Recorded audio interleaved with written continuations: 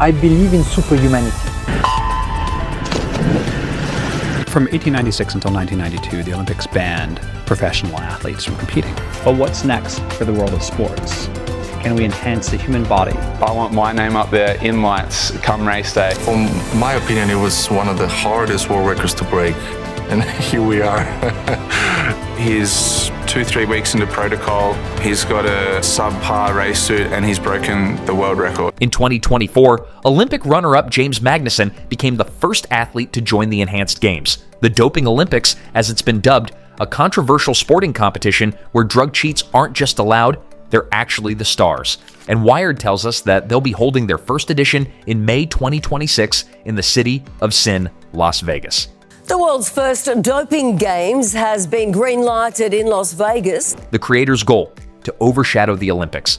So, wouldn't it be more fair to have an Enhanced Games on one side and a natural, slow, boring Olympics on the other? Safe to say, not everyone is a fan. It's a gamble, Russian roulette with 6 bullets in the barrel. I think looking at this from the outside, it's just got death written all over it. I just find this really, really terribly sad. So why are more and more Olympians signing up? What's the cunning business model powering it all? And how did this all begin in the most unexpected place? We didn't get to this last on Monday, but like that billionaire who wants to start the steroid Olympics, this was the moment that would ignite the Enhanced Games, a local Australian podcast simply discussing the concept. Who can we talk to who would be able to give you a bit of an insight there? Athletes use performance-enhancing drugs. What can the best unleashed human, superhuman do? Someone will die. For the right price, this would be a very interesting pursuit. Well, I tell you, who would have some idea, surely who is a friend of the show, is the Missile. They called up a retired Olympic swimmer, not knowing he was about to light the fuse that would set everything into motion. If they put up $1 million for the 50 freestyle world record, I'll come on board as their first athlete. I'll juice to the gills and I'll break it within 6 months. Organizers took the offer, putting out a bounty for breaking the record under the Enhanced Games.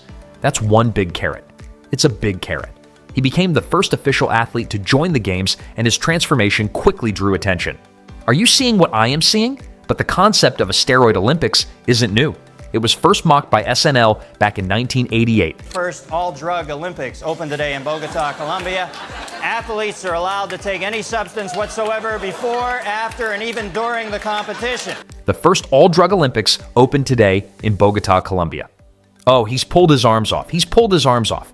The man who turned this into a reality was Aaron D'Souza, who identified it as a lucrative business opportunity. I've been studying the Olympics and the Olympic movement my entire life. D'Souza noticed a few issues with the Olympics, the first one being doping. 44% of Olympians admit to using banned performance-enhancing drugs within the last year, according to research. And the other, probably lying. Take the most prestigious event, sprinting. And if you look at the 100-meter time, the fastest man in the world, 7 of the top 10 fastest 100-meter runners in history have had a doping violation, and the only one that's not in the top 5 is Usain Bolt. Instead of having the athletes dope with underground drugs, D'Souza argues this is a safer, more honest approach. We will allow all substances at minimum that are clinically approved and that can be dispensed by physicians. You see, athletes have long had to deal with other countries' doping, from the Chinese swim team to the Russian state-sponsored program. As athletes, our faith can no longer be blindly placed in the World Anti-Doping Agency, an organization that continues to prove that it is either incapable or unwilling to enforce its policies consistently around the world. And it can be difficult to test for every substance for everyone involved. Lowell is required to witness and have an unobstructed view. Not to mention, the rules are often outdated. Caffeine was literally a banned substance until 2004, which is why many are excited about the doping checks being dropped altogether. Secondly, Olympic athletes are often massively underpaid. And then I learned that the average American Olympian only earns $30,000 a year. That's a part of what makes the Enhanced Games so tempting. Instead of waiting 4 years for a shot at Olympic glory and scraping by on low pay, athletes here are offered millions with events held each year, not just once every 4 years. But money isn't the only motivation. At the heart of it is a bold and controversial claim that performance enhancement shouldn't be hidden. It should be embraced, studied, even celebrated as the next evolution of elite sport. But what brand wants to be associated with drug use? The Olympics relies on sponsors and billion-dollar TV deals. The Enhanced Games, they're uploading everything online for free because the real business isn't broadcasting, it's pharmacology. The same drugs used by the athletes will soon be sold to the public for a legal telehealth model.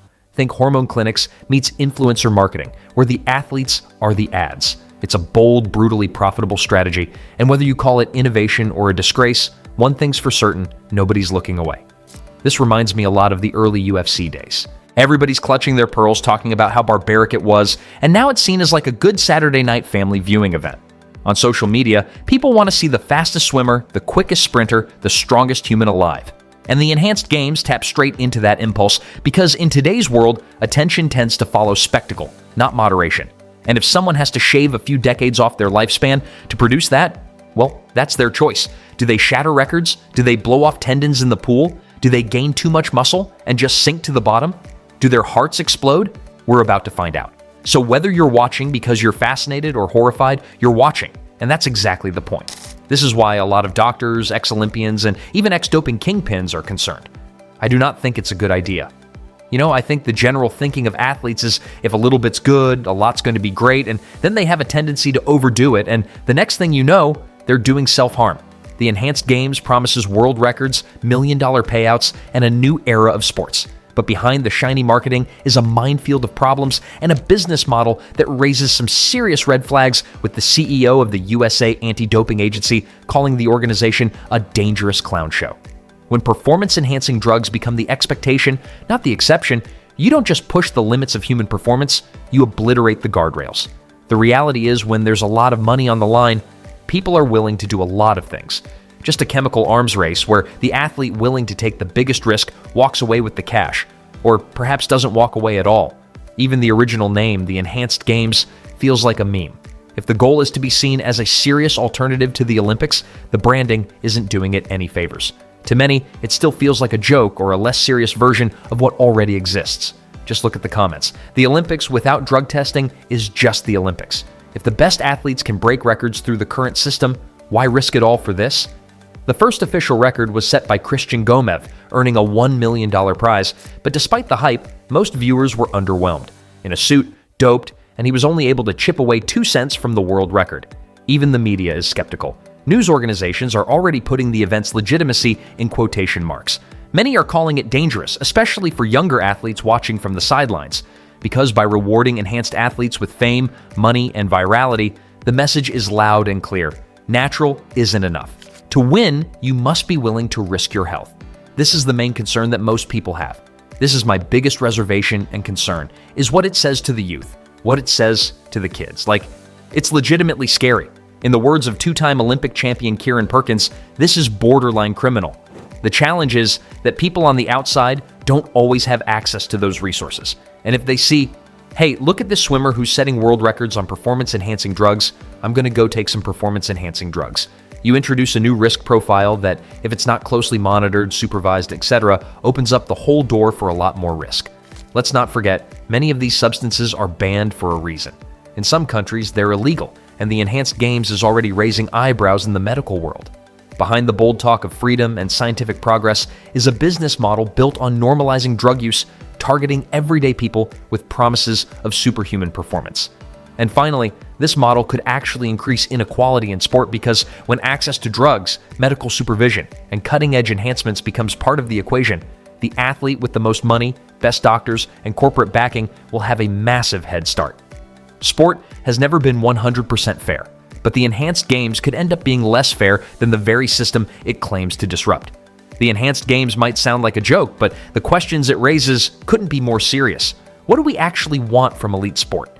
Is it health, discipline, a level playing field, or is it something more extreme, the fastest, strongest, most enhanced version of the human body, no matter the cost? Because behind the million-dollar payouts and the viral headlines, this isn't just another sporting event. It's a stress test for the future of competition, a direct challenge to everything the Olympics was built on, and a reflection of what modern-day audiences really pay attention to. Maybe this is the future of sport, or maybe it's just what happens when performance becomes content and content becomes business.